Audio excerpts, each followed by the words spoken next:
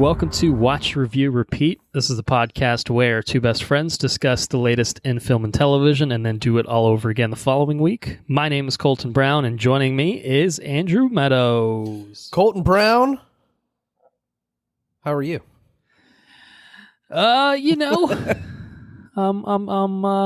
okay. I had a little bit of a topsy-turvy evening last night. Law school kicking my ass a little bit, but I'm bouncing back from it. We're here to record. We're here to talk about some things. So, it's not all bad, right?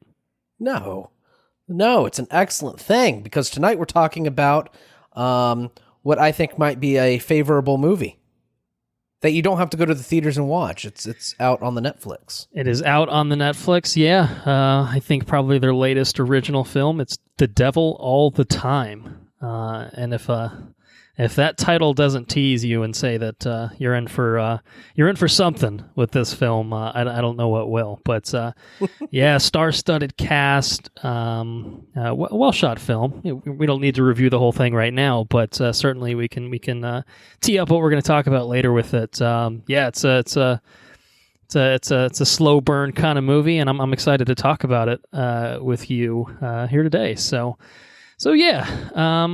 Why don't we just stick with that thread of The Devil All the Time? Do you have any fun facts about it, by any chance? So, I do. In the opening scroll, in the opening portion of this movie, there is a map.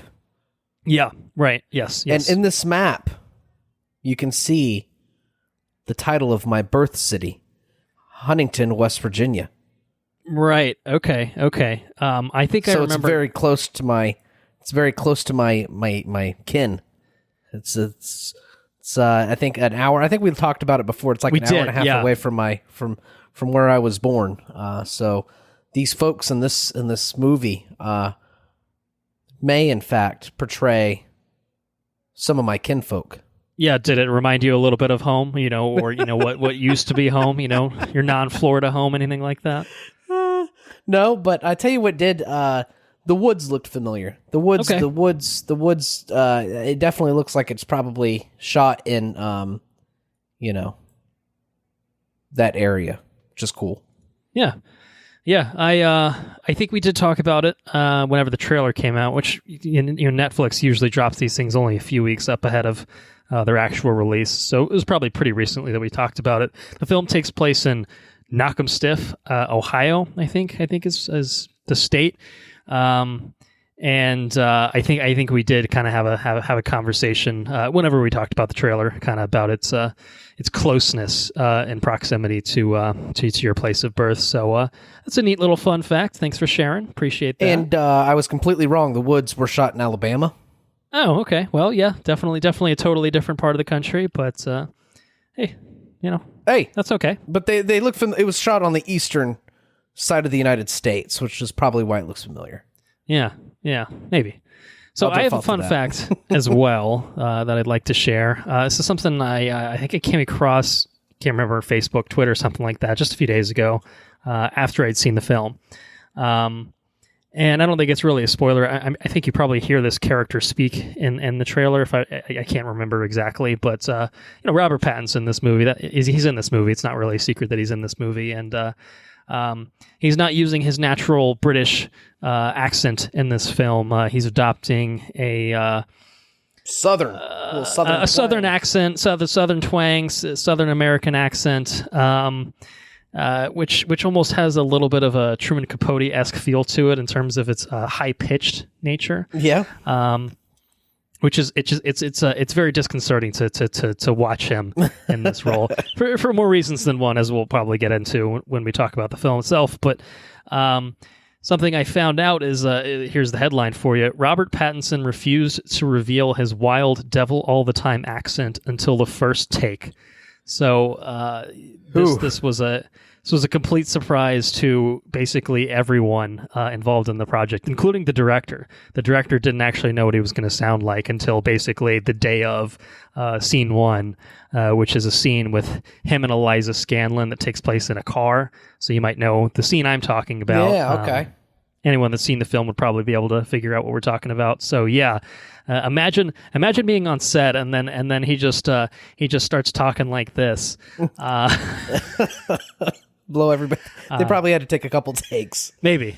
That's probably true, but yeah, I mean, the director on this film, Antonio Campos, I think he specifically wanted Pattinson for this role, for this pastor role that he ends up playing in this film, but he never sent any pre-production recordings of his accent work. I guess there's probably a lot of foreigners in this film. Tom Holland also is definitely not well, he's not an American, first of all, so he was adopting an accent as well.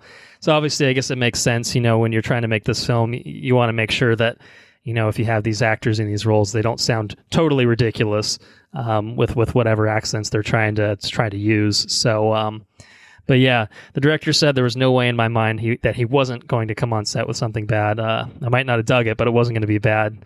And he said he knew he'd come up with something interesting. And then he says his accent, he was never worried, and that the accent fit the character like a glove. So I don't know. It's just so bizarre. And it did. But, so yeah, it's something we're going to talk about when we talk about the film in just a little while. So yeah, that's a little something for our listeners at the top, talking about some fun facts. We get some Andrew birthplace geography, and we get a little behind the scenes insight. How was that the director for fun? of the film? I don't think you can get more fun than that. Maybe Gherkin. Maybe bring back the Gherkins. It's probably been long enough. Maybe next episode we'll just circle back around and start cycling through some of the same fun facts, maybe. Okay, so I think the hope is that this might be a little bit more of an expedient episode than the past few that we've churned out for our listeners. Now, don't get me wrong. We love talking, and we greatly enjoy having some long, extensive conversations about news, movies, and stuff like that. But it's been only a week or so since we talked about Mulan, and so there really actually hasn't been a ton of news, I guess, overall. But I do want to follow up on something that we started talking about on our Mulan episode, and that is kind of the possible success or failure of the Mulan kind of Disney Plus Premier Access streaming model. They killed it? Well, yes, the long and short of it is, yeah, it seems that they killed it if a recent report is any indication. But basically, we really didn't have a good idea of like how well it was doing. I mean, there was very, very much conflicting information of, it's doing pretty well for Disney, and or it's doing terrible, and it's, super short of Hamilton, in terms of the day one downloads and the increase in downloads and users for Disney Plus, etc. And it was a $30 for a movie model, which on its face doesn't seem like a super appealing, or at least a super consumer friendly type of model, but Yahoo Finance is saying that Disney Plus scored a quote-unquote financial windfall with the Mulan streaming release, and they put some rough data together. According to exclusive figures that were provided by an analytics research firm called Seven Park Data, they found that nearly 29% of United States Disney Plus users that accessed Disney Plus from beginning of September through September 12th ended up purchasing the Mulan at that $30 rate.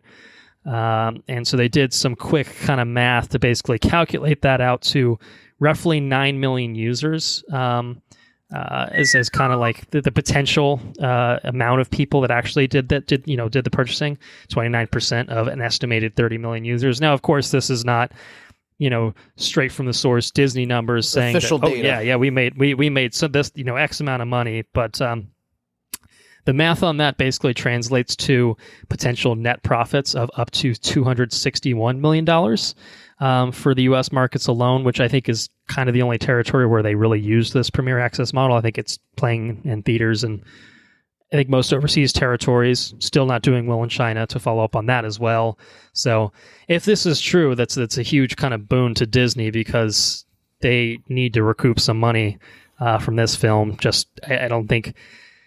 Clearly, the hope was that China would form a sizable, portion of any profits that they could get from it, and that has not come to fruition. So yeah, I mean, $200+ million on the back of a $30 subscription model actually seems pretty good. So color me surprised if this is even close to the mark, but I don't know. I guess as I think I said before, I think the real test for me is what do they do with their future films, and as of now, we still don't have an answer to that. I mean, Black Widow is still technically set for November. Soul is still technically set for November, so we still don't actually have any firm updates on like what they're going to do with their things. So again, I think that for me is going to be the big test. But anyway, I guess you're part of those $261 million potentially. They did get 30 of my dollars, as well as my 30 of your well-earned doll hairs, man. And I guess they got $37 from me last month because of the. That's true. Yeah, plus the $6.99. But then technically they got my $60 because of the Hulu. So Disney got a lot of my money last month. And we're going to Disney this Sunday, so Disney's probably going to get a little bit of change there. Disney's getting my monies. Is the even more money for the Disney? They don't need all that money. That's ridiculous. No, they're doing fine. I think we need to get a sponsorship from Disney. It's probably what we need to do. Yeah, that'd be nice. Between Marvel and the parks and $30 from Mulan. God damn it! Just give us a kickback. Just give me the shit for free. I don't even need a kickback at this point. I'll just take free stuff. Yeah, free stuff would be fine. The alternative is. I think, I don't know if you've ever seen any of these videos, the Onion critic, Peter Rosenthal, he did a review for Mulan where he's basically just saying Mulan is a riveting action adventure that transcends the boundaries of the martial arts genre, is what I would say if I wanted to get a quote on the DVD box art for Mulan. So I've been trying to do this for 20 years, so if someone could give me a call, that would be appreciated. So maybe we'll take on the Peter Rosenthal approach and start reeling off some pull quotes for Disney to take into consideration, and maybe we'll get a little bit of a financial windfall ourselves from that. Wouldn't that be nice? Okay, all right. So that's that. That's Mulan. I think we've said enough on that between the almost 3 hours last week and holy shit, and the now 5 minutes. Well, not all of that was on Mulan. To be fair, we really didn't start talking about that film until almost an hour and a half into the last episode. But anyway, it was a long episode. I think our listeners can probably agree with that assessment overall. So let's move on. There was some WAP in there. Trailers. Yeah, there was some WAP in there. That's absolutely true. And you know what? It was a fun episode. I don't regret it. As hopefully our listeners can attest to. By the end of that, we were having a real good time. Let's say that. A couple of trailers right up front here. First one, kind of an interesting one. I think mostly in terms of the distribution model, I guess. It's called Love and Monsters from Paramount Pictures, starring Dylan O'Brien, Iron Fist's Jessica Hennick, and Michael Rooker. Monster apocalypse happens. Humanity's living underground, but Dylan O'Brien's got to reconnect with his high school girlfriend and traverse 80 miles across a monster-filled territory to reunite with his love or something like that. What did you think about the trailer before I talk about the model? I thought it looked like a pretty fun movie. There's this movie I watched a while ago called Monsters. Okay. I think that's where monsters take over like Mexico or something, and these people are trying to traverse across like the monster zone. And it kind of looked like that. Okay. Yeah, I think I didn't see that, but I can almost visualize the poster in my head. I think it was the same guy that did Rogue One, the director. I gotcha. And yeah, I thought it looked like a fun little. It's almost like I had a Zombieland vibe from it. Yes, I 100% agree. And just in terms of tone and feel, it absolutely has kind of a Zombieland tone, except monsters instead of zombies. I guess is probably the opposite, right. But it does have Michael Rooker, so he's Walking Dead's Michael Rooker. So, yep. Guardians of the Galaxies. Guardians of the Galaxies. Yeah, it's probably a much better pool. The upcoming The Suicide Squads. Michael Rooker. Yep. But he'll always be The Walking Dead's Michael Rooker. That's his most significant role, I think. I lie. But anyways, yeah, I thought it looked like a fun movie. I'll probably definitely watch this. Probably definitely. That's very committal of you and not at all confusing. So thank you for that wonderful assessment there. Yeah. It's interesting. I think think it's got a solid kind of hook to it. I think it has the potential to be pretty fun, kind of a nice rollicking adventure with some jump scares and thrills kind of splashed in the form of these monsters. I'm not 100% sold on the designs yet. I mean, we get a few glimpses here and there. I'm not sure. I think Zombieland feels right in the sense that it has to have that same kind of sense of fun. Otherwise, I think this might fall flat on its face. But I think as long as it kind of leans into that sort of sensibility, I think it could be pretty fun. So this is premiering at home October 16th. I mean, it literally says that in the trailer. You usually get an only in theaters tag, but this one says premiering at home October 16th. I think this was set for a theatrical debut earlier this year. I mean, it is the first I've heard this film, so this is all kind of new information for me, to be honest. But they are just totally skipping the theatrical model at this point. Paramount is, and so I think it's coming straight to video on demand. I'm assuming that is going to mean a rental model up front. But October 16th is less than a month away, so I think The Boys and Lovecraft Country are going to be wrapping up around that time. So we'll have lots of TV shows to probably catch up on and talk about in October. So we might be pretty busy in October as things are, but this is an option potentially. Another one of, okay, theaters aren't super viable right now. We've really, we've talked about that a couple episodes in a row. So what's coming out, at home? What's coming to Netflix? What's coming to Hulu, Amazon, whatever? And here's one that's basically a straight up theatrical movie from Paramount coming straight to your television. So yeah, we'll I guess potentially check this out in mid-October when it debuts. Seems like you're on board, perhaps. Yeah, definitely on board. Okay. All right. Well. Then to be continued, I suppose. Our next trailer that we're talking about in the news section here, I feel like this one might be up your alley a little bit. I know you have a little bit of a history with the directors of this film. It's called Synchronic, from a couple lads named Justin Benson and Aaron Moorhead. Stars Anthony Mackie and Jamie Dornan. The actual official YouTube upload includes the tags mind-bending sci-fi, so that's kind of right up my alley. A quick preview of what it is. You watched at least one of their previous films, maybe two. I think Endless is one. Did you watch Spring as well? I feel like I know we probably had a conversation on the podcast, probably maybe I watched 2 years actually. ago, roughly. I watched two of these. I watched Resolution, and I watched. Did I watch Spring? I know I watched Resolution. I don't think I watched Spring. Okay, the Endless or Endless. I don't know if "the" is part of the title or not. Do you remember? Do you know if you saw that one? I don't think I saw the Endless.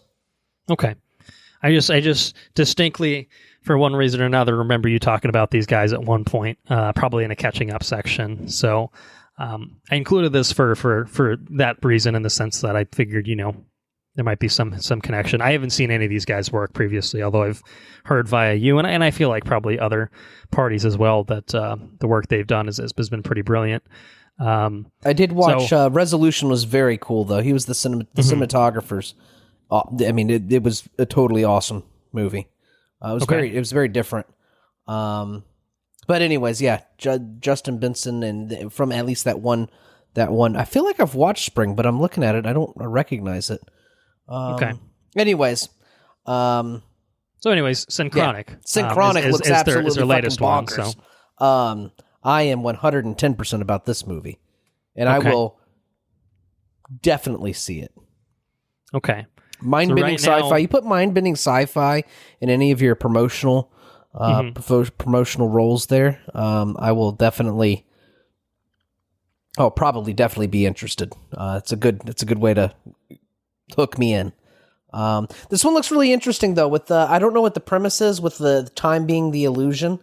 Is it? And then he places an X on the floor. Is that to signify that he's seeing time, but he may also be like passing through different eras and different times? Yeah, it definitely seemed like. I mean, wasn't there? There's like a soldier of some sort, I feel like, that popped up towards the end of the trailer. So it clearly seems like he's getting displaced in time, or something's happening where I don't know. I don't know, I guess is the real answer, but it definitely seems like there is indeed it seems the mind-bending sci-fi is some time fuckery from what I can tell from this trailer. So, yeah. I'm excited. Yeah, it looks very cool. The ice age dude holding the spear and just like the bleak like Ice Age look. There's not a lot of Ice Age movies on a side note. It was Ice Age. Yeah.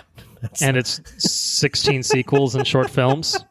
He's just trying to get the nut, man. He's just trying to get the nut. No, I want like a super bleak, hardcore, like primordial fucking, like just. It could even be like a silent film, just with like grunts and shit, like that cartoon I started to watch.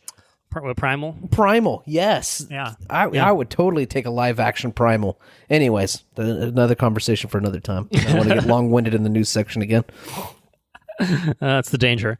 But yeah, I agree. I'm excited about this. I think it looks very cool. I thought this was a pretty well put together trailer, and I could tell, just to pick up on your comment of the cinematography from the one movie you did watch, the cinematography here looked really excellent, particularly, so I'm excited about that aspect of it. This is coming to theaters as of now, October 23rd. I'm hoping, since this seems like it's a little bit more of a small market type of film, that they'll be putting it out on video on demand or maybe just out straight up for purchase, hopefully pretty soon after that, because this is definitely something I think we're going to want to catch and potentially talk about as well. So we'll see what happens on that front. I'm not going to go see this in a theater on October 23rd, I guess is what I'm saying, but hopefully we'll be able to catch it, ASAP. So we'll see. Yeah. Okay. Now, breaking out of some smaller type things, not really smaller type things, but moving into some bigger things, I guess I'll say, at least relatively speaking. We got a couple pieces of Marvel news right here. Some big things happening on Marvel, and then we got one more piece of news that we'll get to. But the first of these Marvel news is some casting news. So She-Hulk, we knew was getting a Disney Plus series, and we've learned via Deadline and now the million other trades that have picked this up that Tatiana Maslany is going to be playing the role of Jennifer Walters, aka She-Hulk, and I for one am very, very excited about this. Do you have any familiarity with her by any chance? Just to I just gave her a quick googs, and I will tell you if I am familiar. I think obvious. She doesn't immediately look familiar. Familiar. Okay. Yeah. She was the main character in Orphan Black, which was a maybe Canadian show, I think technically, where she basically played multiple roles. Like there was like 4 different characters that were like basically clones of each other, separated. And the show was them kind of realizing the nature of their existences and coming together and either forming weird friendships or rivalries or becoming enemies. It was a super weird, out there kind of bonkers show. I haven't watched all of it. I watched, I think, the first season and maybe just a piece of the second season, but I really, really enjoyed what I liked. And one thing that stood out to me with that series was Tatiana Maslany being absolutely brilliant, playing basically all of the major roles herself, against herself, like opposite herself. I mean, she was 90% of the acting in that show, which is not to disparage the other characters in that role who were not played by Tatiana Maslany, but man, she was so good in that show that I, for something like this, which is also a dual role in a sense of Jennifer Walters, originally, I guess, a little bit more meek, Bruce Banner's cousin, a lawyer, and then, a little gamma blood infusion turns her into She-Hulk. I mean, that's going to be interesting. To be fair, the She-Hulk character is a little bit different from the traditional Hulk. Traditional Hulk is super smart Banner, super angry Hulk. And obviously we got a different flavor of that with Endgame with the smart merged Hulk, which is closer to what She-Hulk is traditionally portrayed as. She's usually not quite as big as the regular Hulk. She I feel like she's closer to like a female bodybuilder type, okay, or like an MMA type. I mean, people always like point out, like, they always wanted like a female MMA fighter to basically play She-Hulk, because that's kind of the build. the physique, the build exactly that you'd be finding. So I think Ronda Rousey type, body basically, and that's kind of what She-Hulk looks like, but green. She's green Ronda Rousey, I guess. Super strength. She usually super strength, but she usually keeps the personality of Jennifer Walters while in the She-Hulk alter ego. And she does go back and forth. There's, I think it depends on kind of where you look in the comics. Yeah. She can either go back and forth, and I think for a while she was basically just perma She-Hulked, kind of the way again that Merged Hulk was in Endgame. Because I definitely remember seeing like she just straight up appeared in court as She-Hulk, basically, and that's kind of a comical image in and of itself. But anyway, She-Hulk's cool. Like I said, Disney Plus show's coming probably a couple of years away at this point from when it actually will debut on the streaming service. But I'm really, really just happy with this. I think it's a very cool thing. There's talks that Mark Ruffalo will appear in the show in some capacity as Bruce Banner, aka the Hulk. And I just can't say enough nice things about her. And I'm just very excited to see her basically have another big role. I think most recently she was one of the main characters in the Perry Mason HBO show, which is something we talked about covering and never actually got around to. I don't think either of us watched any of it, but supposed to be pretty good. Maybe that's a back burner type show that we catch up on at some point. But yeah, I think it's great. Really excited about She-Hulk, and so I will swear by Orphan Black. So check that out if you want to get a preview of what kind of potential that she's going to have leading the charge in She-Hulk.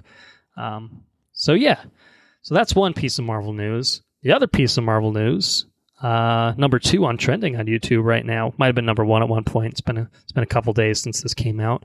We got an official trailer for WandaVision, another Disney Plus series, Marvel series, starring Elizabeth Olsen and Paul Bettany as the Scarlet Witch and as the Vision, aka WandaVision. This is clearly going to be a very weird show, a very weird out there trailer previewing that for us. What do you think about it? I don't know what the fuck's going on in this trailer. Yeah, well, I think we're all in the same. We're all in the same boat as far as that. Yeah. Who was the witch lady? He pops her head and she starts laughing like a witch at him. So there's, nothing officially confirmed as of now, but the speculation is she's going to be playing a Marvel Comics character named Agatha Harkness, who is a witch, an actual witch, who I think has a history with Scarlet Witch. I don't remember the exact specifics of how they're intertwined. I think sort of a villainous role, I think, traditionally in the comics, but one that has, I think, helped flesh out the Scarlet Witch's power set in the comics. And if I had any guess at what the hell's going on in this show, it's that Scarlet Witch is using her powers in some pretty groundbreaking ways. Basically, as far as we could tell, kind of creating this weird insulated world where, she's in sitcom land with Vision, who is, as the trailer, has that line, kind of a chilling line towards the end of like, well, you're dead. And he's very much dead as of the last time we saw him in Infinity War. So, but she can bring him back with her powers of her undefined. Scarlet Witch is considered one of the most powerful mutants in comics. Typically, there was a whole arc in I think the early 2000s called the House of M, where she proclaimed no more mutants and used her powers to alter reality so that mutants were removed from existence. So that's, yes, she has reality bending powers, but she has reality altering powers as well. And it seems like that's what they're leaning into here, is that, this is a character who has experienced a lot of trauma in the MCU, losing her brother in Age of Ultron, losing her love in Infinity War, and, whoever else basically in Endgame, disappearing, I guess, for 5 years with the blip, with the snap. So I don't know. It's there's clearly something going on in Wanda's brain, and I have to imagine that's what this show is kind of really going to delve into, is what's up with Wanda, and how does Vision play into that. So yeah, I don't know. It's going to be an interesting one, I think. So I'm looking forward to it. It is expected, I think, to debut later this year. I think that Marvel Studios has done a little swapperoo with Falcon and the Winter Soldier because WandaVision had finished filming prior to, COVID, and Falcon had not. So I think Falcon is finishing up filming as we speak. I mean, not literally as we speak, but currently it is. And so yeah, WandaVision is apparently going to debut. I think the app says December for it, and then I saw something, I can't remember exactly what it was, but speculation was maybe Thanksgiving. So figure late November to December it'll premiere, and then it'll be a weekly drop. So it'll probably, finish up sometime early in 2021. So anyway, that's cool. That's right cool. Around the corner, more or less, which is very exciting.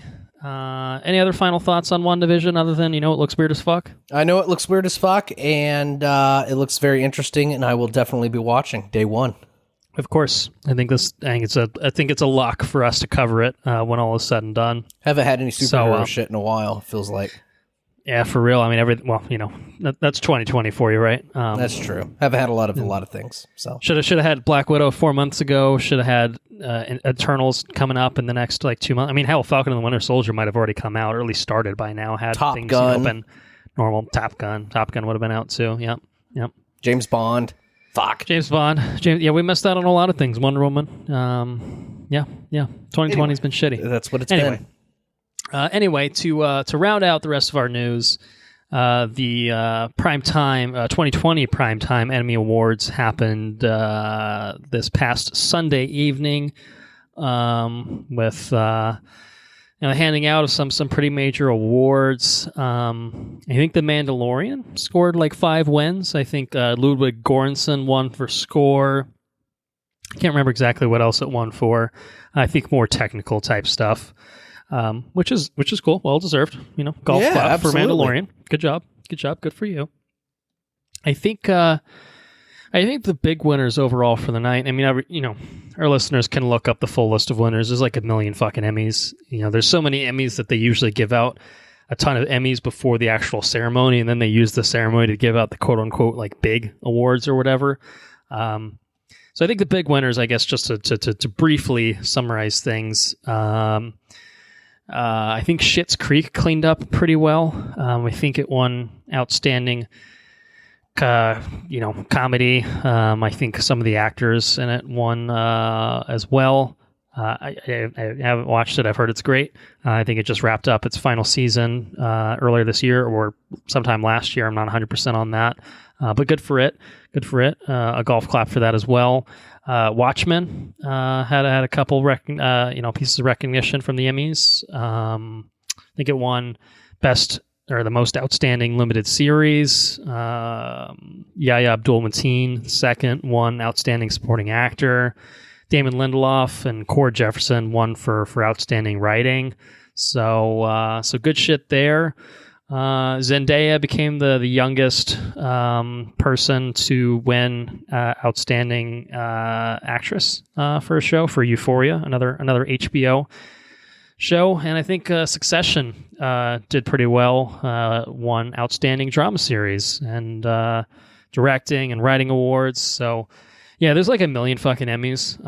So it's hard to kind of keep track of all of them. And honestly, I don't really feel like running through every single one of them. But like I said, if anyone's interested, feel free to peruse the full list. It is very available on your nearest interwebs.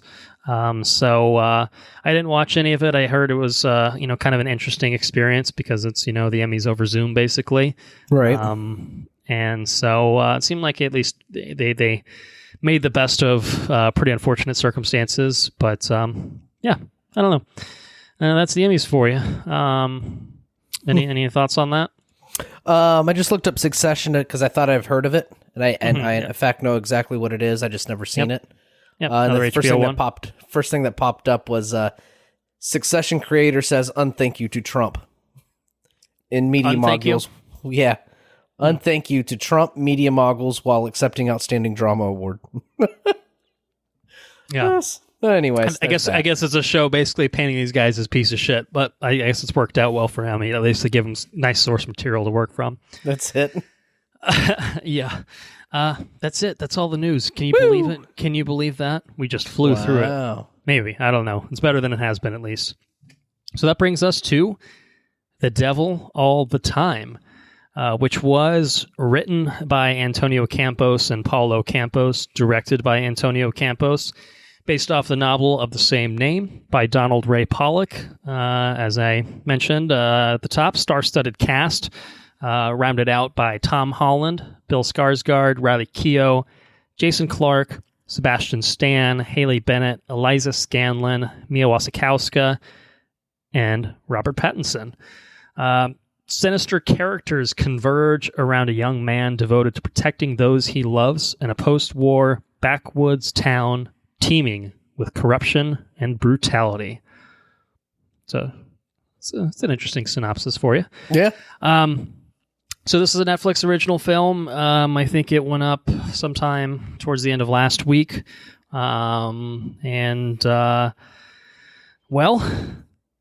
it's a film. So let's hear. What did you think about The Devil All the Time? This is a bleak movie. It's very bleak.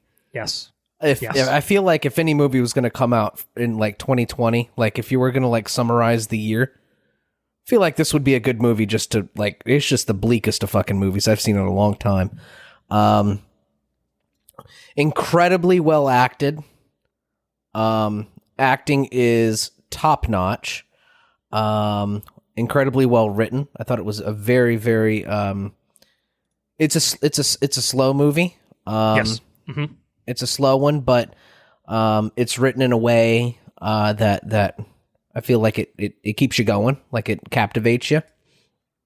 And it's a beautiful movie too, beautifully shot, and yeah. Oh, and the score was really good. The score was good in this movie. I don't know who did that, but the score did good. And Jake Gyllenhaal produced it. I did notice that. Yeah, I feel like the movies that I mean, I know I saw Nightcrawler. I can't remember what of his other movies were, but that he's produced or been behind the camera, and and this feels just as bleak as Nightcrawler, I guess. So I don't know if that's a similarity, but anyways, yeah, I thought this was an incredible movie. I really liked it. I thought it did a really good job of capturing. I mean, obviously, we're not around in the the 60s, or no, the 50s. Is it the 50s? No, his dad was in World War II. I think it spans both. I think it begins in the 50s, and by the time we end up with yeah, because he talks about the next generation. I think it goes to the 60s, mid 60s to late 60s. Yeah. So, anyways, what it would be like to be in that area during that time. Mm-hmm. With the I don't know, the old backwood church Baptist kind of deal, and fanaticism with religion, and just people taking advantage of less educated people, and it's like I said, it's a real I don't know, it's a real shitty situation, in a lot of to say the least. To say the least, in a lot of different ways. But yeah, I thought it was awesome. I really liked it. What'd you think? Yeah, this is an impressive film. It is dark, it's brutal, it's unrelenting, it's grim, it's occasionally graphic. It's a dark film for some dark times, certainly, and I think what I guess I will say about it is I think it's very well made. I think it's exceptionally well acted, and I think it's pretty good overall. I was kind of left a little numb by the end because it was just so much to take in, I guess. And it was hard for me to kind of like sit and think about like shit, like I don't know if I enjoyed that. Enjoying feels like the wrong way of saying. Like, I think I appreciated the film more than I enjoyed it. if that makes sense. Yeah, it's a hell of a movie, and I just I was kind of left a little walloped. I would say by the end of it. There was another movie that felt that way that we covered. I thought, I can't remember what it was. I mean, I think Wind River really took the wind out of our sails a little bit. And there were times in this where I got some Taylor Sheridan vibes, but it almost felt a step beyond, that Taylor Sheridan like vibe. Like Wind River like had some real horrific scenes in it that really, really made that film, hit pretty hard emotionally speaking. This one has that, and basically I think almost every scene that happens, like every character has some sort of macabre, evil thing happening with them, or some dark, twisted path that they find themselves embarking upon. Like there is not a glimmer of joy to be found in this film. No. There's one. There's one. Okay, well, maybe something we'll get into in spoilers, I guess, but there's nary a glimmer of joy to be found in this film. It's pretty rare, we'll say. And so it makes for a tough watch, one that is it's absolutely a slow burn. But having the opportunity to sit on it for a couple days, I think that it's a weird one. Like it's hard for me to see it. I had this immediate reaction after I finished. I was like, you know what? I think that was pretty good. I don't think I'll ever watch this film in my life again. No. It is a lot to kind of really take in. So I don't know. I'm still almost having a hard time kind of wrapping my head around how to really talk about this movie and approach it. And obviously in spoilers, we could really get into kind of the real heinousness of everything that kind of unfolds in this movie. But just speaking generally about it, we can talk about the technicalities of it. We can talk about just kind of, it lives up to its name, though. But the devil all the time. Yes, I think I made something, alluding to that fact, at the beginning of the episode. And yes, it is the devil all the time. God is not really to be found in some of these characters, or at least his influence is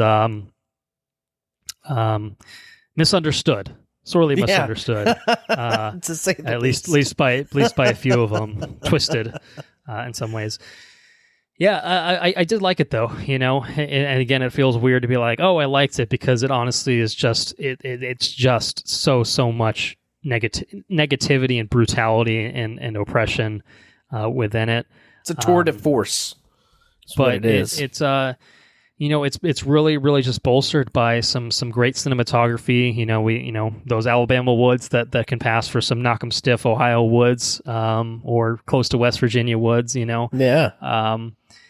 The performances and it's got such a range of cast that all really just knock it out of the park. Bill Skarsgård's great. Tom Holland is really good, and I think this is a Tom Holland character that there's a different performance I think we've really ever seen him give, at least that I can think of. Right. So he's shown some serious range here. Robert Pattinson's almost turned into a weird acting chameleon of sorts these days, where he just does whatever the fuck comes along his docket and just turns in some weird shit. It's great. It's really awesome to see him again kind of display some of those chops too. And, God, this character in particular is just, it was hard to watch him on screen. Yeah, honestly. It was just so off-putting. I think Anna made the comment of, I've never been so unattracted to Robert Pattinson, and it's very upsetting, and I can't necessarily agree with that, but I can understand the sentiment of it, of just being like, ugh, I just I guess if I think think it's probably fair to say this movie is not for everyone. I don't know. Did you end up watching this on your own, or did you involve Sarah in watching it with you? Sarah was in the same room, but she was working on her school on her classroom stuff. It's hard. I mean, you know her better than I do, but it's just she it's wouldn't hard have for me to see this in her wheel. Yeah, I don't think this is in her wheelhouse, and I really think that you have to. I mean, it's kind of a cop out, I suppose, to say, but I really think you have to have a specific type of viewer for this kind of film to really find an enjoyment in it and appreciate it, and not just feel like, why the fuck did I just spend 2 hours being depressed out of my mind for 2 hours and being kind of resentful over it? Right. And I mean, I do think I think it's a fair reaction in some ways, because it's a film that really doesn't hold back, and I guess you could make the argument that that's almost feels either manipulative or voyeuristic or something that is just trying to make you react. It's trying to be provocative without being anything more than that. I think it's more than that, but I can certainly understand the reaction of just being completely off put by this film. Yeah, I didn't. Nature. I could understand that for the religious aspect of it, for sure. Well, that's one thing I appreciated about it. Yeah, right. And then that not super religious man myself is just kind of see, showing the weird way that religion gets twisted. But yeah. Go ahead. I thought it was really interesting to. We can get into it more in spoilers, but Tom Holland's character experiences so much loss, but he's easily the strongest character in the movie. And in a lot of ways, his inner strength, or his ability to keep his moral compass straight or pointing north, or whatever you want to say, is I think that's your glimmer of hope. Is Tom Holland's character? Yes, and I agree. And I think I don't know. There's a lot of no good sons of bitches out there. There's at least 100 no good sons of bitches. at least 100, right? And I think that this is going to sound really great. I don't think that, obviously, none of us experience, or not none of us, but we don't experience the sort of. We have never experienced, word it that way. We've never experienced the sort of atmosphere that this guy's experienced before. But like I said, but I'm sure people have, I'm sure. And just his nature about him is inspiring, despite the world around him and him fighting the devil all the time. You know what I mean? His tenacity through trauma, through I mean, just one after another, some sort of tragedy. It's like, fuck, this guy's gonna lose it. Unfurling his life. Yeah, he's gonna lose it. He's gonna fucking lose it. Yeah, I honestly expected, but which, like I said, I expected the movie to be different come the end of the movie. I was we'll talk about it in spoilers, but I just had a thought that kind of came up in response to that, but I suppose that it's probably a little bit more on the spoilery side of things, so I'll put a pin in it for now, and we'll hopefully remember to revisit that in just a few minutes whenever we get around to spoilers. To that end, I don't know if I have a whole lot else to add. No, we need to dive into spoilers. Yeah, I do think there's a lot to really unpack with the plot of this film. So I guess just what I'll say, last kind of thought and non-spoilers, is I think pacing-wise, I think, again, that falls into the thinking of this isn't going to be for everyone. I think the tone and the feel is obviously one thing, but this is a movie that really takes its time setting things up, getting characters on the board, laying the foundation for your Tom Holland characters, your Robert Pattinson characters, who I don't think this is really a spoiler to say don't appear in this film until nearly an hour in. Each of them. That's right. This is. Let's focus on the father before we move to the son type thing, and it's an interesting way to structure the plot. I mean, it's interesting. It feels like a novel, and obviously it was based off of a novel, but it's one of the few instances I can think of where, like, in terms of translating the plot, or in terms of translating a novel, like it really felt like it was trying to maintain the same feel. You know, you have a narrator kind of running through it, which I'm sure is probably just lines that were probably lifted wholesale in some instances from the novel, if I had to guess. But you know, it's kind of got this dark noir aspect to it. That's right. That creates this slow burn, you know, and it creates this atmosphere where, like, you know, once you kind of get a gist of like, oh, this is not a happy film, it's like you're just dreading the next thing that's going to happen. Like, what fucking bad shit is going to happen next? And, it's true. And honestly, that's just kind of how the film plays out. It's just like, all right, well, what's next? You know, so yes. Why don't we just let's dive into recommendation. Our 5-tiered scale, of course, is at the very top. We have very yes, followed by yes, with a middle ground of totally fine, followed by fine, and then at the bottom rung we have shithouse. Where do you stand on The Devil All the Time in terms of recommendation, and why? I'm going to say... I struggle with this, admittedly. I'm going to go out on a limb here, and I'm going to say it's a very yes movie.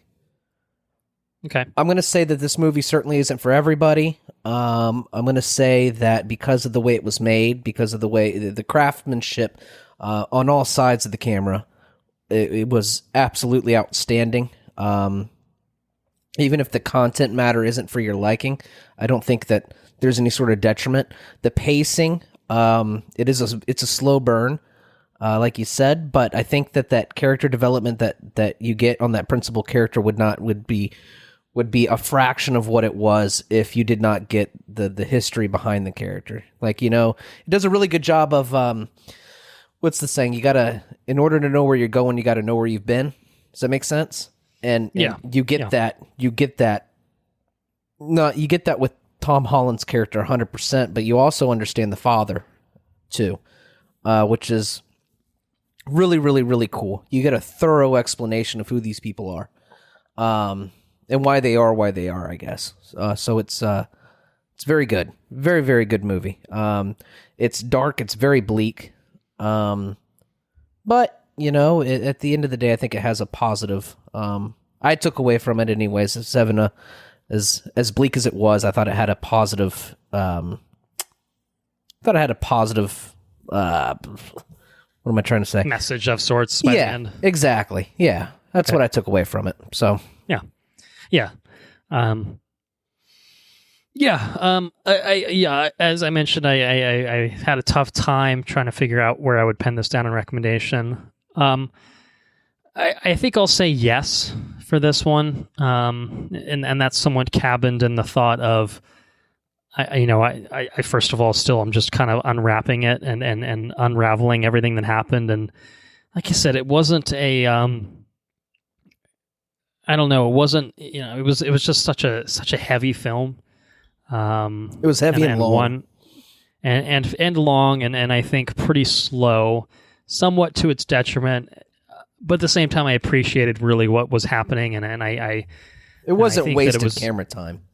I don't think so either. I really don't think that there was a lot of fat that there was needing to be trimmed. I think it's just I think it's either going to hit you or it's very much not going to. And I think for the most part, I did find myself kind of enraptured by a lot of what was happening in it. I agree with you that about the ending, and that's something we'll dive into very shortly. But I think this is potentially teetering on very yes. I guess I'm just held back in my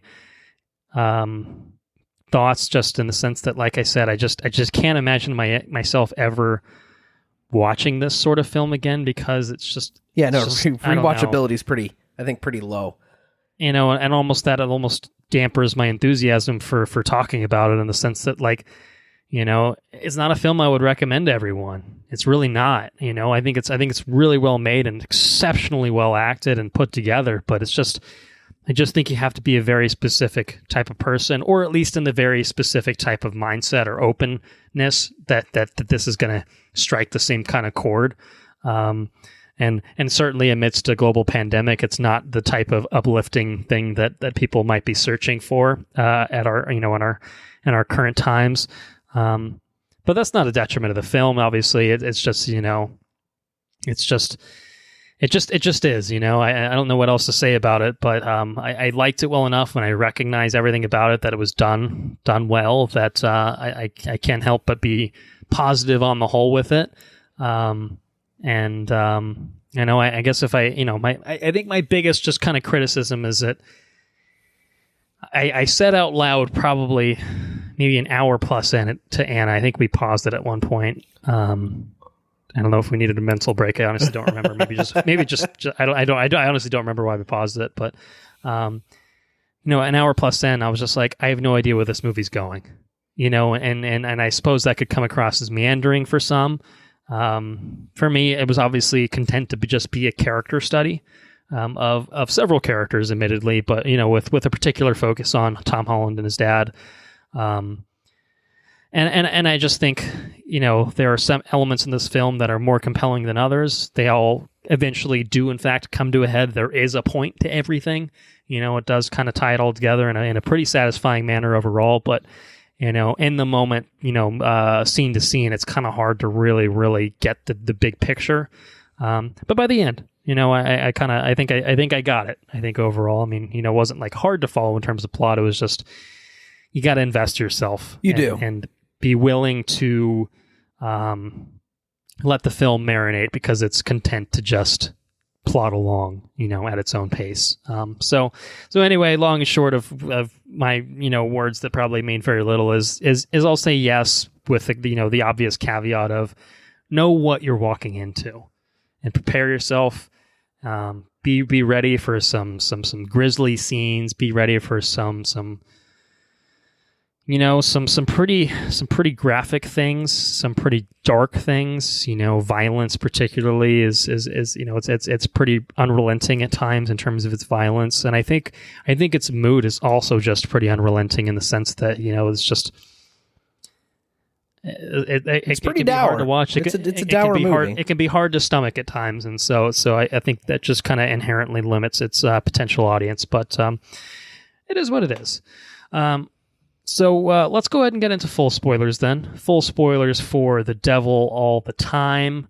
I think we'll probably talk about Tom Holland's character. What I did want to say at the very top, because I kind of mentioned the fact that there was a narrator in this, which I enjoyed. I enjoyed the narrator's inclusion in this. I think that kind of I liked how the narrator had a running commentary, not just describing the action, but I think at one point he calls the character sick fuck, something like that. Yeah, I just kind of enjoyed that sort of inclusion.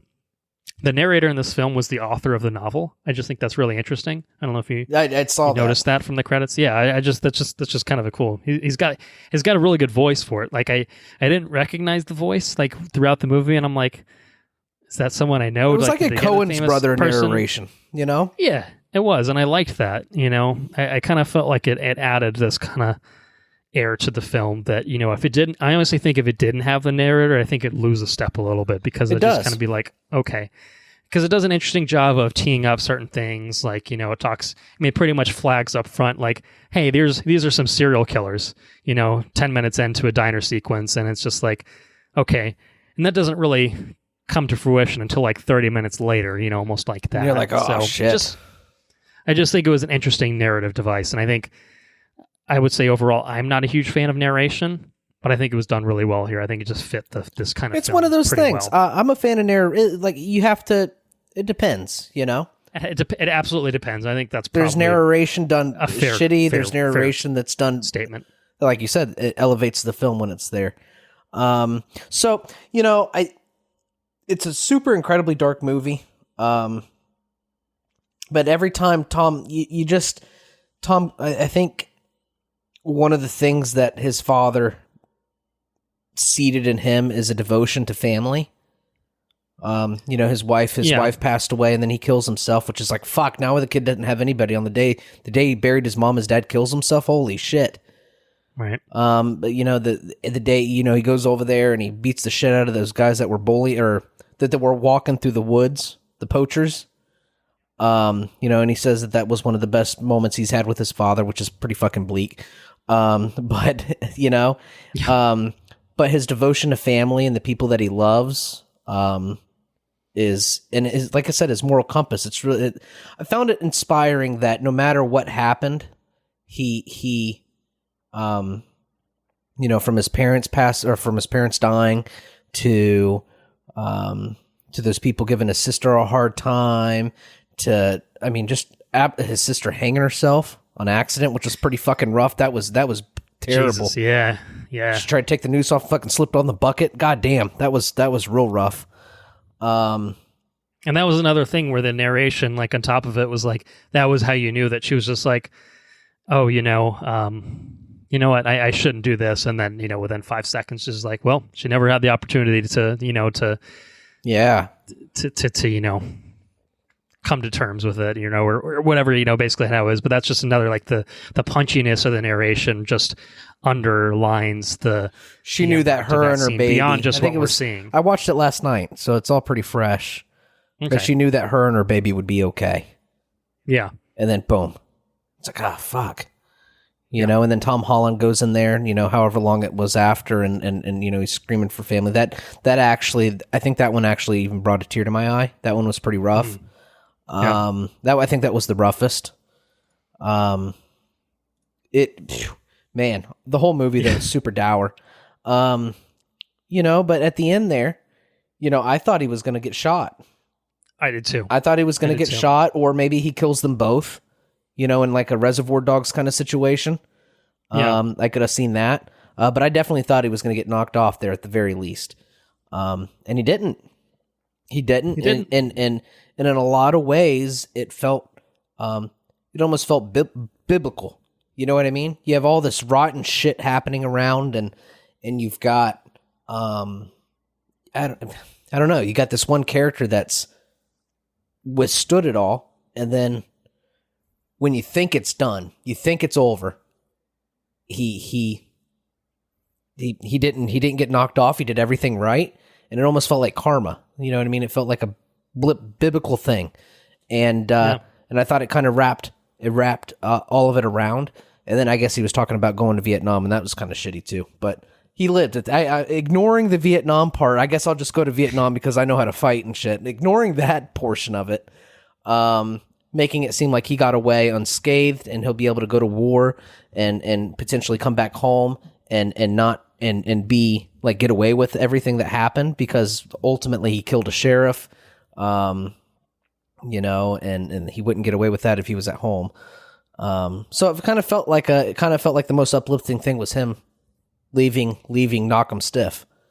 Yeah. Well, I mean, he killed 4 people. Yeah. By the end of it, which, arguably the serial killers in the car was self-defense. But the preacher certainly was not. The preacher was not. The preacher was cold-blooded murder. And you can talk about the idea of, well, did he deserve it? And yeah, he was a pedophile who basically raped his sister. I mean, manipulated his sister. And that was another thing through the word of God. Like Jesus. That was another thing that I really enjoyed through the whole movie was, people being. I didn't enjoy. That sounds really bad. I was just gonna say, I want to see where you go with this before I touch it. Let me rephrase that.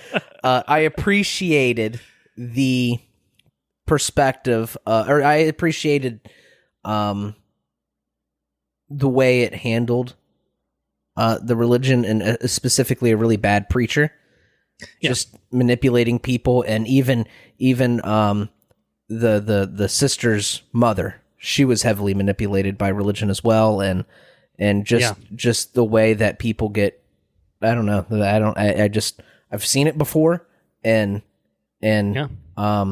seeing it on screen like that, and seeing it represented in a way that it's very seldom. I can't think of another instance where I've seen it represented in that way.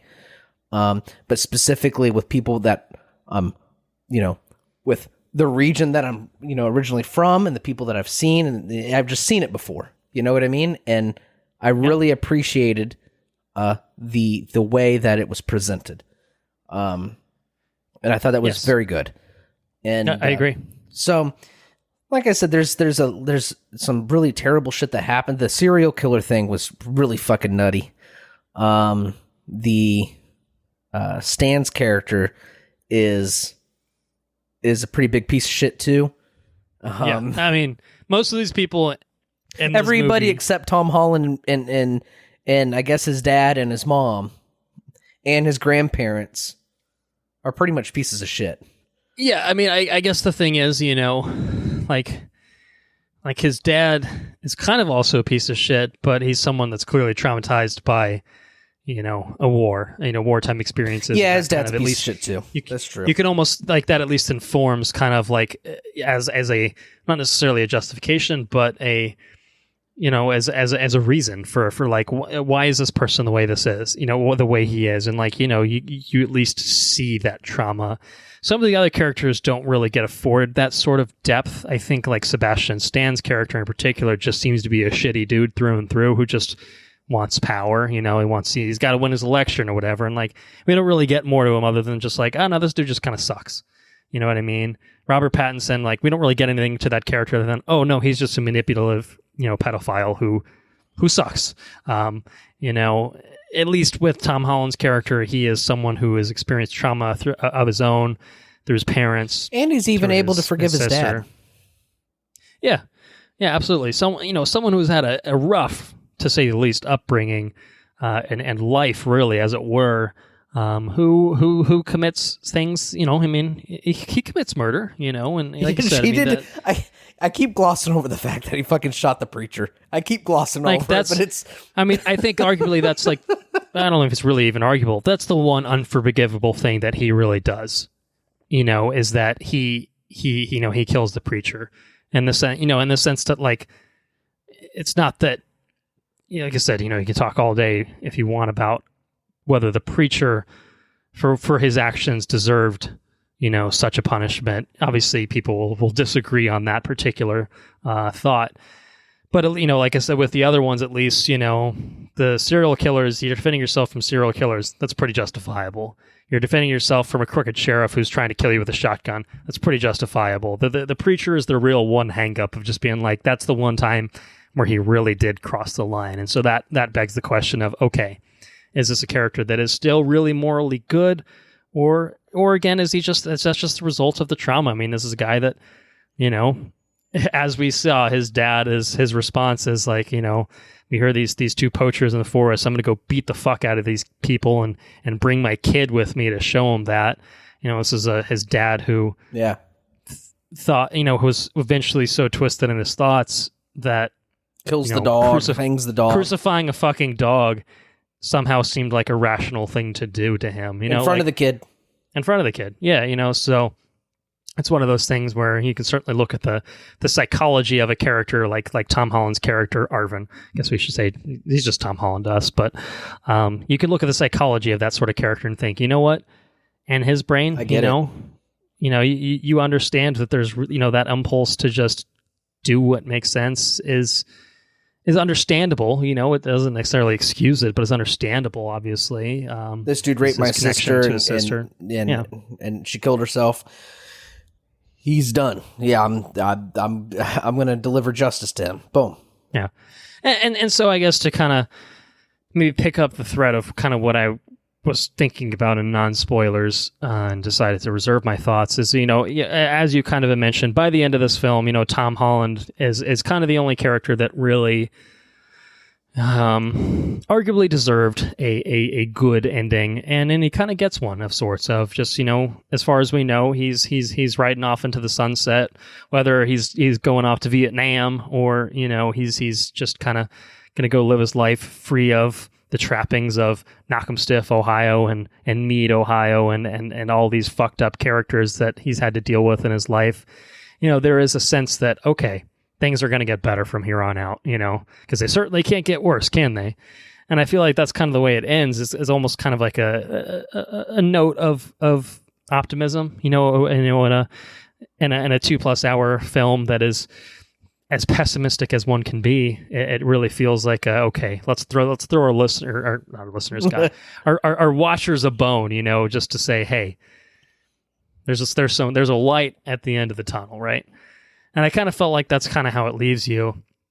I will say, when I finished watching the film, and I talked to Anna, we talked about it for a little while, you know, I think we kind of agreed that, like, you know, if the film had ended where he and Sebastian Stan's character kind of shot each other and killed each other, I think it would have been fine with it too.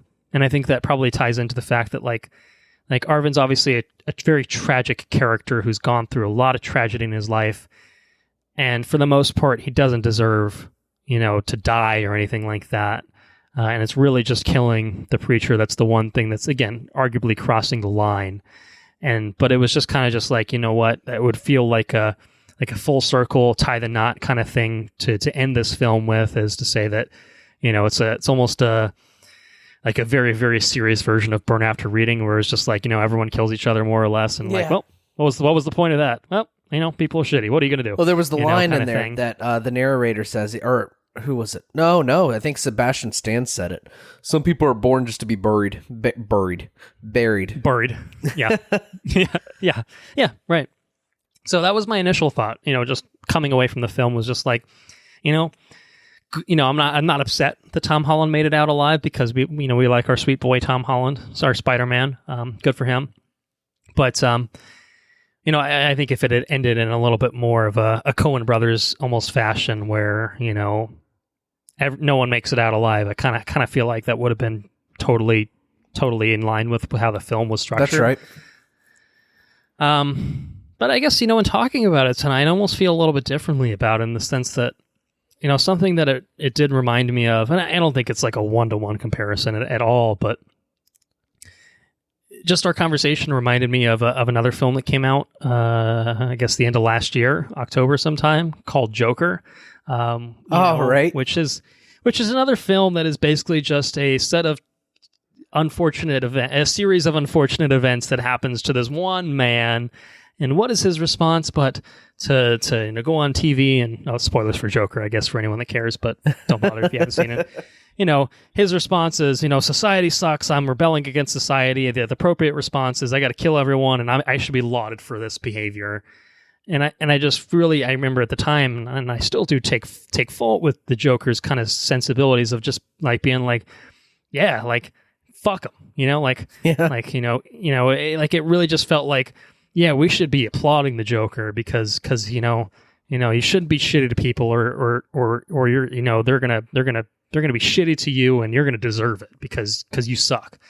Like, it just felt like a weird, gross sort of sentiment. And here it almost feels like a different sort of thing of just being like, it's not necessarily that we're, you know, applauding that Tom Holland makes it out alive, but it's kind of just been like, you know what, we can see the tragedy, we can see the, you know, the trauma that he's gone through in his life, and it kind of feels like, you know, again, the slight caveat of like the preacher thing really, really teetering the line of, well, maybe he shouldn't have, you know, been able to make it out scot-free or anything like that. It still feels to me like it's not necessarily justifying his actions, just saying, you know what, you know, there is sometimes that, again, that light at the end of the tunnel, which, you know, for better or worse, you know, maybe there's always something worth living for, even if everything else sucks, you know. But it's not like I don't know, it didn't feel like an endorsement of his actions necessarily. No.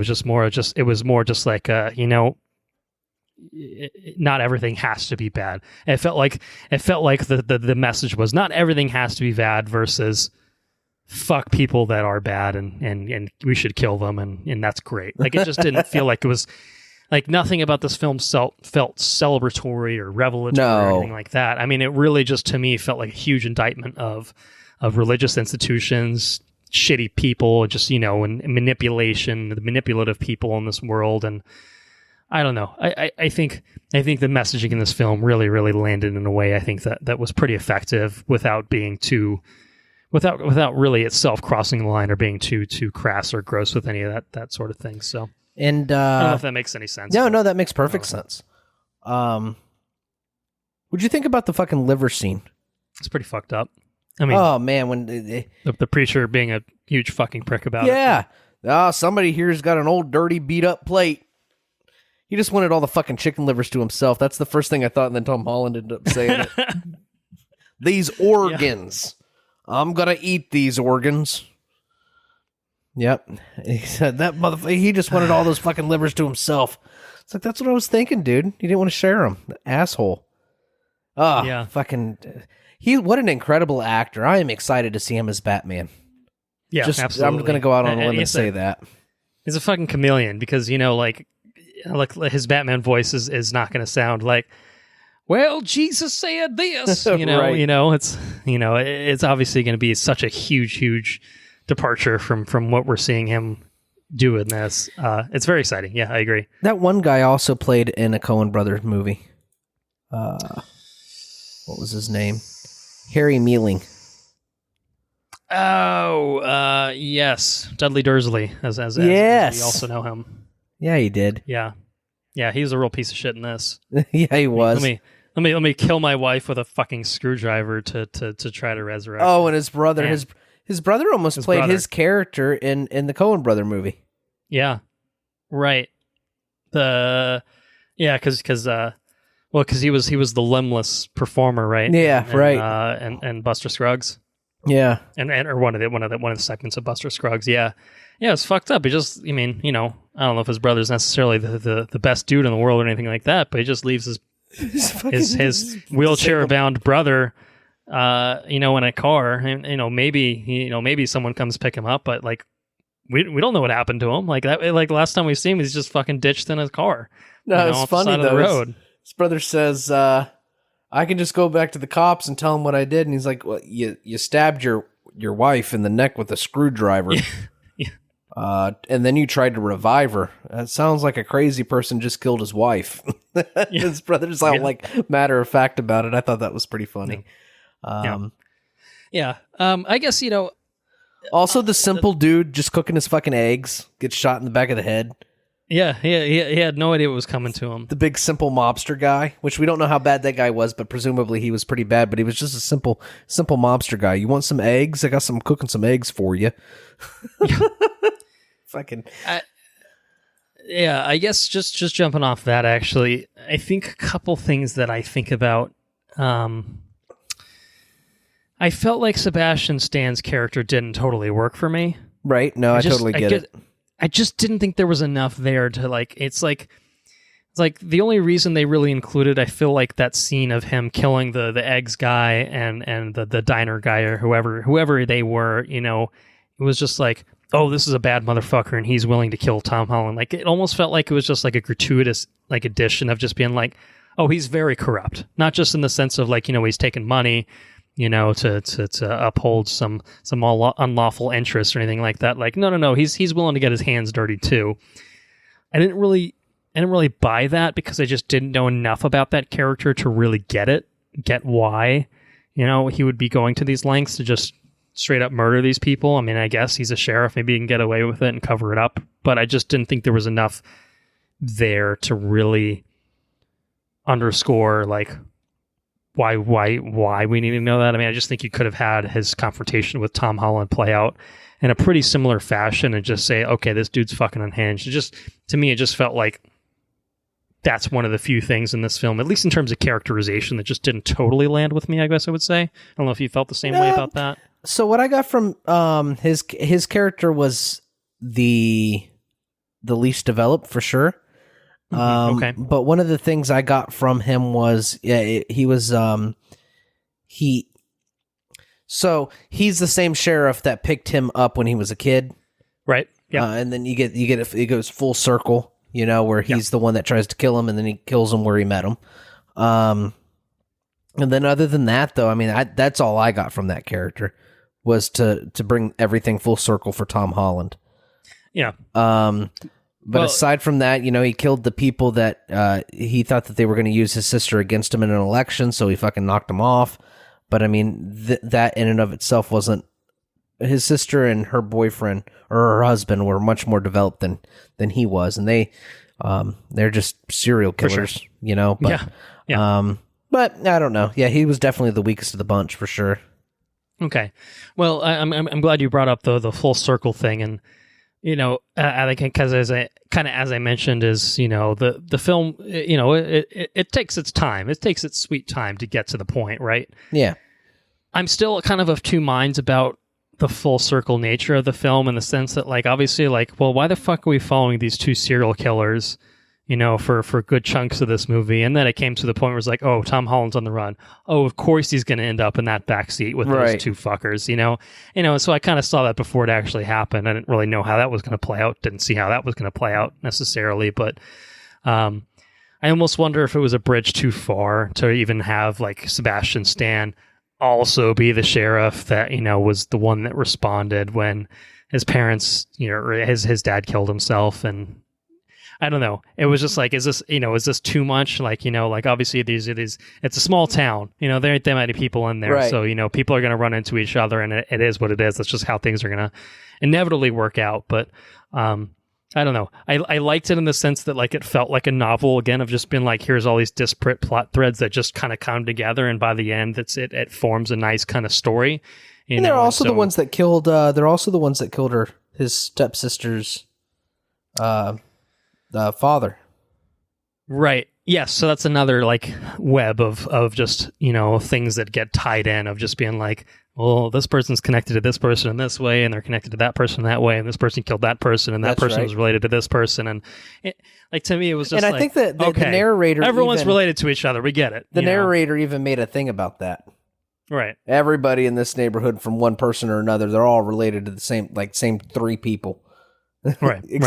except Tom Holland. They moved there, and they're outsiders. They've been there for 9 years, and they're outsiders. I don't know. He still gets spun up into everything with everyone else anyway. So it did feel like a much more dour. It could have easily been a Coen brother movie.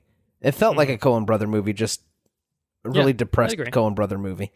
It didn't have a lot of Coen brothers humor. No, you know, even you know, within a dark film, it was from point A to point B to point C to point D, a dark and oppressive film for sure. Yeah. But yeah, anyway, I said that was just one of those things where I was just like, well, I don't know if like I said, it works in the sense that, like, everything kind of comes together. You know, it's a movie, it's based on a novel, and, like, great. It makes sense that, like, you know, if you're going to bring up this thing in a film, it should tie in later. But it was just like, is a lot of this overly convenient? I don't know. That's a pretty minor quibble overall. It was just kind of just like, okay, is it a bridge too far? I don't know. I still haven't decided, I guess, but I did at least respect the fact that there wasn't really necessarily a wasted inclusion. I mean, yeah, like, it wasn't like there were a bunch of scenes in this film that like, well, why do I care? What does this have to do with anything? Like, almost everything really set up something else in the film, so that by the end of the film, you appreciated, like, even if you didn't get it at the moment of, like, why is this scene in here? It kind of ties in some capacity, which I think, you know, it makes for an overall pretty tight film that you appreciate, I think, more after the fact. I think it's easier to appreciate the plot of this film once you see everything kind of come to a head and come together than it is while it's unfolding and you're an hour plus in and thinking, okay, what's going on? What's the point of all this? So anyway, that's kind of what I'll say on that. Do you have any other, I guess, no, other than that, final thoughts? That's it. That's all I got for the devil all the time. Yeah, I feel like we've had a pretty good conversation on it. You know, there's a lot of pretty grisly things that happen in this film. So, yeah, not a film for everyone, but a film that I think that even if we didn't necessarily quote unquote enjoy it, I think we did. Sounds like we both appreciated it. I thought it was really well made. Yeah, definitely a well-made film. So, also Jason Clarke, who was the husband, serial killer, terrifying. Just a fucking unhinged lunatic. I mean, everyone in this is like some variant of an unhinged lunatic. But oof, that guy, not great, Bob. Okay, so that's the devil all the time. Well, have you been up to anything fun, anything exciting since we recorded last on Mulan? So something we didn't talk about last week was I watched right. A movie called I'm Thinking of Ending Things. Yeah, that movie was a fucking doozy. Yeah. So I still haven't watched it. So, just been busy. Like I said, law school, you know? Yeah. But So it's a doozy, without being spoilerific. It's I don't know. It's a real big think piece for sure. It's an abstract movie, I feel. Okay. So it's I know Henry watched it, and he sent us a podcast or something. I haven't listened to it. Yeah. I think it's an interview with Charlie Kaufman, the director, which maybe might clarify any uncertainties or anything that. Gotcha. That probably is a good companion piece to listen to, because I still don't know what I watched. Okay. It was usually I'm pretty good at picking up on things, and I have an idea loosely about certain scenes, but not the whole picture.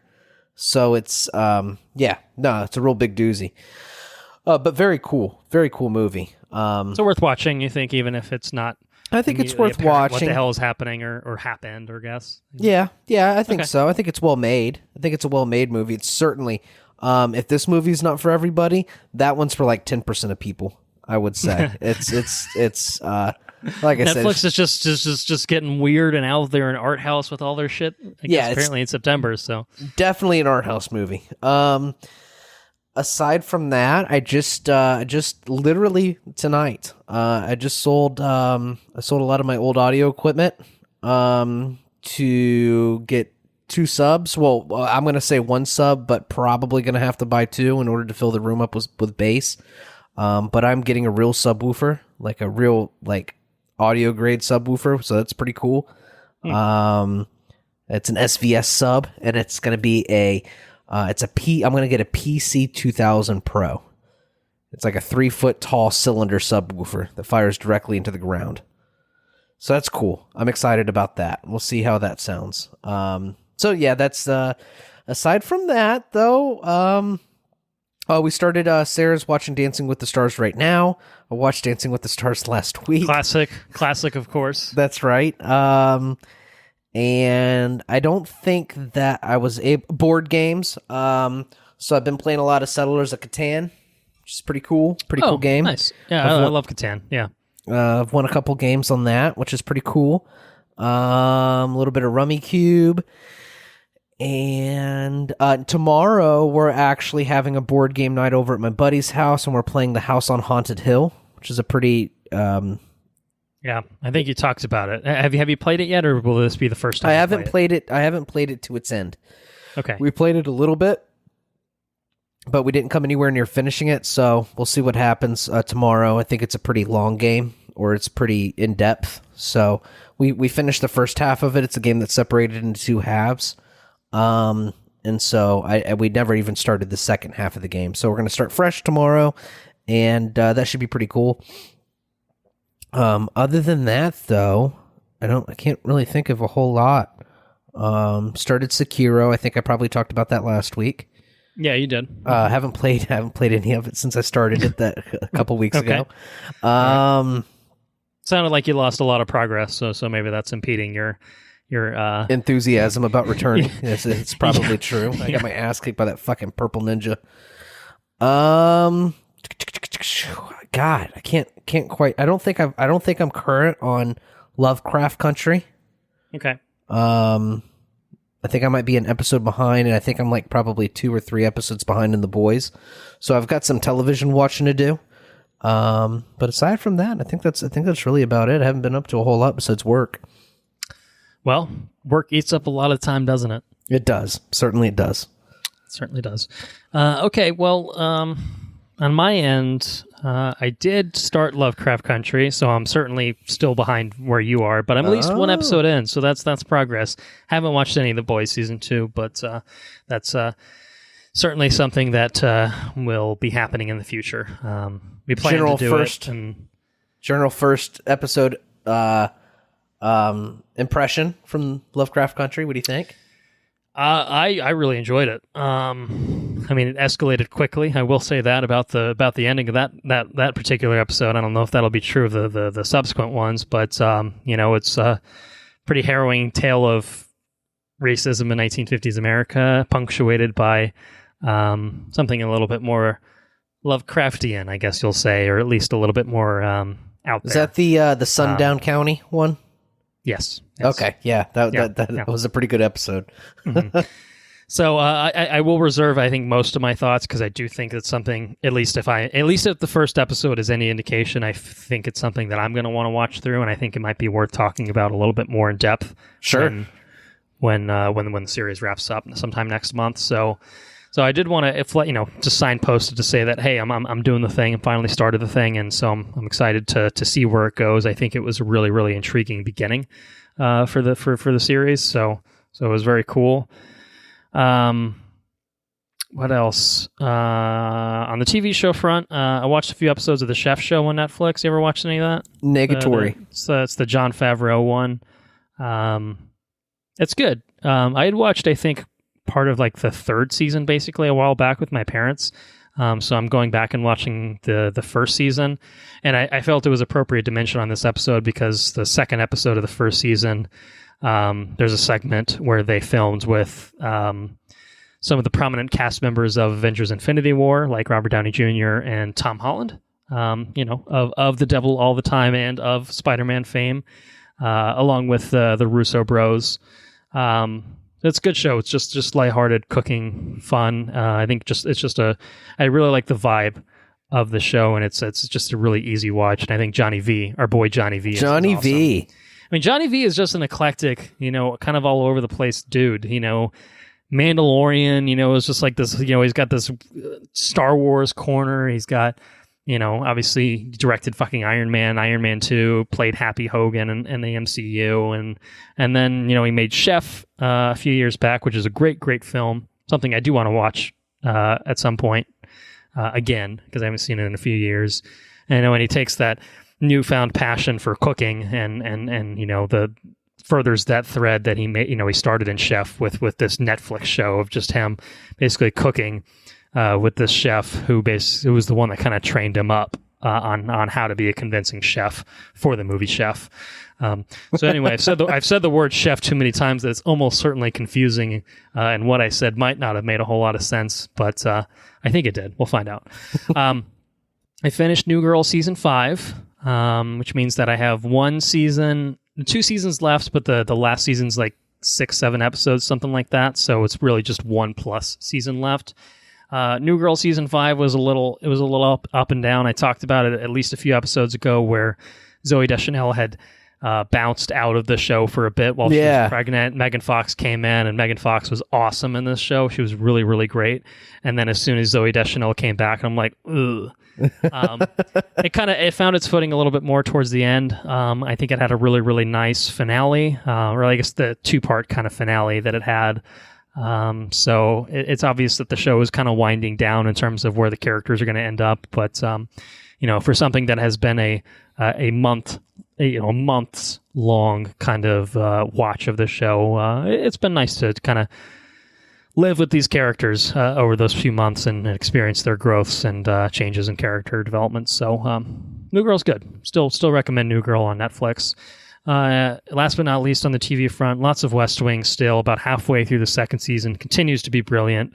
My frustrations with our current administration are endless. Obviously, we lost a huge titan with the passing of Supreme Court Justice Ruth Bader Ginsburg just a few days ago, which, needless to say, as someone in law school who's intimately familiar with the machinations of the Supreme Court and just how their influence is felt on the country, it's going to make waves for potentially decades. What's going to happen in the next month or so, which is really, really alarming and worrying. To just think about that potential side of things. But Justice Ginsburg was just such an amazing woman that contributed so much to this country, and I'm so worried that her legacy is going to be undone before long. But the legacy that she currently can claim to own is just profound and it's hard for me to really, really say enough about her contributions to the judicial landscape of our country and paving the way for gender equality in this country. It's just honestly astonishing and massive. I realize I'm coming off of talking about the West Wing. My point being that, hey, the West Wing is about a fictional administration that, cares about people, and our current administration doesn't seem to give a fuck about 200,000 people dying and seems to want to restrict rights and stuff like that. And now they're probably going to be able to do that, especially if November turns out not the way that many of us hope it will, or at least the majority of this country hopes it will. Which is not to be pessimistic about everything. Obviously, it's just devil all the time, dude. Devil all the time, absolutely. 2016, I think, is proof positive of don't bank on polls being completely accurate and such. So we'll see. Obviously, everything remains to be seen how things will play out, but I'm a little worried. And so the West Wing, as I mentioned, I think on the last episode, is at least a form of escapism, in the sense of enjoying the ins and outs of an administration that has some people in it that are fun to follow and are interesting people, and it's a well-written show that does touch on some potential topics that are still timely. There was an episode I just watched about the potential for statehood in Puerto Rico, which is obviously something that is relevant today. Obviously hasn't come to fruition. Puerto Rico is still just a U.S. territory. Citizens aren't allowed to vote in U.S. elections, which is bullshit. Kind of insane, when you think about it. But here we are, America in 2020. So it is what it is. So anyway, the West Wing's great. I'm sorry for we've gotten political on the past few episodes. We almost steered clear of it this episode, but you son of a bitch. And the West Wing persuaded me, and so there we are. We fell back into that trap again. At least I fell back into that trap again. I guess I don't need to include you in that. But anyway, the West Wing's great. Go watch it on Netflix if you're looking for something political without just feeling depressed about everything happening in the world right now, or at least in this country right now. So there's that. Last but not least, what I do want to talk about in terms of just things I've been up to. Some video game developments. PlayStation 5, Sony put out some details, release date, pricing, and stuff like that. So I've put in a pre-order of the PlayStation 5, which is set to launch on November 12th, just under a couple months away. Pre-ordered Spider-Man Miles Morales, which I'm excited about, and I pre-ordered the Demon's Souls remake. There you go, yeah. To talk about that. Sekiro frustration. I expect the Demon's Souls will generate some similar frustrations. Did you ever play any of the Dark Souls games, or any Bloodborne or anything? Not really, no. Yeah, no. I never played the original Demon's Souls. I've played maybe an hour of Dark Souls, period. So the closest I've gotten to any of those types of games is Star Wars, which I know is not exactly. It's a good way to start, though. So I think Demon's Souls is probably going to kick my ass pretty good, but I'm kind of looking forward to it. I mean, it looks so gorgeous. I don't know. I've always wanted to get into those games. I've always just been like a little apprehensive about how I would enjoy them just because of kind of the design of them. Right. But hey, it's a console launch. Fuck it. Why not? Let's see what happens. Yeah, it's a good place to start. So that's that. Looking forward to the PS5. And I've almost said last but not least, I think at least 3 times in the past 5 minutes. I'm so sorry. I'm so sorry to our listeners. I started my latest Nintendo Switch purchase, which is the Super Mario 3D All-Stars game that they put out. Yeah, which has, Mario 64, Mario Sunshine, and Super Mario Galaxy in it, all in one package. I started with 64, which I think is probably the only game of the 3 that I'm the most familiar with. I've played 64 a lot in my life. Sure. I played Sunshine a little bit, and I've barely played Galaxy in my life. So I started with what's familiar. I've got 25 stars. Don't worry about it. I'm doing okay for myself. Haven't fought Bowser for the first time yet, but I will probably be doing that pretty soon.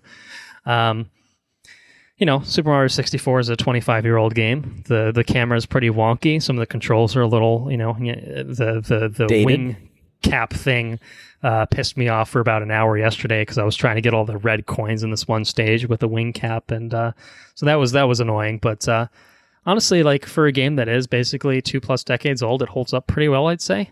Right. None of it's remastered, right? It's all just port.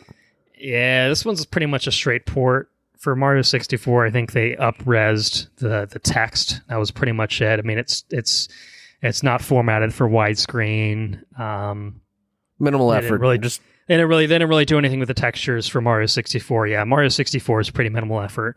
At least with Sunshine and Galaxy, they up-resed them to be full high definition. Okay. And those games are a little bit later, so they looked better to begin with. But I think they did a little bit work with the other two. So I do intend to play those, but I wanted to go through Mario 64 because it just felt like an easy jumping in point. And obviously, I kind of felt like it'd be hard to start with Sunshine or Galaxy and then go backwards in terms of... That's right. I just felt like it would feel so archaic to go back to that Mario 64 play style. So anyway, it's really cool. I enjoyed it a lot.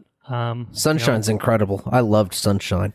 I'm really, really looking forward to getting back into Sunshine because that's something that when I played it as a kid, I didn't know what I was doing. I wasn't good at it. I never beat it. I probably barely put any time into it. I think I mostly recall watching my brothers play it, right? And really enjoying it from a secondhand experience. So it's honestly going to be pretty new for me to go back to it, which is to see. I mean, going back to it is really just going to be like playing it anew, I think, because it's been so long and I really, again, just didn't know what I was doing. Sure. So I'm excited about that. But like I said, I did want to get through Mario 64 first. So yeah, Sunshine and Galaxy, I'm really, really looking forward to. Sunshine particularly was one that I really wanted this package for, and then Galaxy just to me felt like I know it's regarded as one of the best Marios out there. So I just felt like something about it would really be just super compelling to dive into. So I'm still playing a little bit of Fire Emblem, so I'm going to have to find some sort of balancing act, between video games, watching The Boys, Lovecraft Country, Studio Ghibli movies, Chadwick Boseman films. a lot of work to be done. Law school. I guess law school gets into the equation somewhere, right? Somewhere. Not enough time in the world for everything, but I'll try my best. But I think that's mostly what I've been up to lately. Not really anything in the way of films other than obviously The Devil All the Time. So yeah. I think that's pretty much it on my end. I think that's it. I think that might be it for the episode. What do you think? That's it for me, man. Okay, well, in that case, thank you all for listening. If you enjoyed what you heard, spread the word. We are on Patreon at patreon.com/watchreviewrepeat. If you are not a supporter of us on Patreon, $2 a month will get you access to all of our bonus episodes on a timed exclusive basis, as well as early access to all of our regular episodes. Our long-awaited 1990s edition of Studio Ghibli is still forthcoming. I'm so sorry that we keep talking about that. I mean, it's been months now at this point. But it's hopefully going to be happening very soon. So that's something that our Patreon supporters can look forward to as a bonus episode. Our website is watchreviewrepeat.com. You can have access to all of our latest episodes, quick links to all of our social media accounts. We are at WRR Pod on Twitter. Just Watch Review Repeat on Facebook if you want to search for us that way. You can like our page. If you have any questions, comments, or suggestions about the podcast, feedback on The Devil All the Time, anything else you've been up to, Lovecraft Country, The Boys, something like that, some of these shows that are in the midst of airing, we'd love to hear some thoughts moving forward. So watchreviewrepeat@gmail.com if you want to send anything our way. We'll be happy to take a look at that. Our intro and outro track is Mechanolith by Kevin MacLeod, licensed under the Creative Commons by Attribution 3.0 license. And our next episode is again to be determined. We got that Enola Holmes Netflix movie coming out pretty soon, which Andrew was really looking forward to based off the trailer. It's fully a joke for anyone that didn't happen to catch that bit. But apparently it's reviewing fairly well, so it's an option, I suppose, that'll at least float up there. I know we've talked about doing an episode looking at some of the films that Chadwick Boseman, rest in power, had a big role in, and so that's something we're still planning to do. hopefully within the next few weeks, I'll say. So I don't know if we'll be able to do that right away, i.e. within the next week, for our next episode, but that's something that's certainly still in the pipeline. So we have options. We haven't really hammered things out. We're kind of figuring things out on the fly, of course. We're still in the midst of a global pandemic, which has had repercussions on the release schedule of films. We still can't get into theaters. I mean, technically, I guess we can, but we're at the current moment refusing to do so until at least James Bond or Dune persuades us otherwise. But yeah, we'll see. So we'll be back at some point with something, which is to say that we don't know what we're gonna do, but we're gonna do something. Alas, we'll do something. So look forward to something. That's our message of hyping our listeners up to conclude our episode. So look forward to something. Okay. Well, until that something comes along, Andrew, aka, I guess you would be Bill in this. Yeah. You'd be Bill in this scenario. He's going to say? Party on, dudes. Oh wait, I'm supposed to lead it. Damn it, I fucked it up. I'm so not used to our Bill and Ted scheme. I as Ted. Wait, hold on. Am I Bill or this Ted? This scenario, I can't remember who says what. God, I think Bill is the one that says. Actually, I don't remember. Oh my God, I'm just. Keanu totally Reeves says, "Party on, dudes." Okay, he's Ted. So I'm Bill and you're. You Ted. are Bill Right. and I am Ted. All right, I'm glad we figured that out. We definitely could have figured that out before the episode, but fuck it, do it live. Well, I, as Bill, will say, be excellent to each other. Party on, dudes.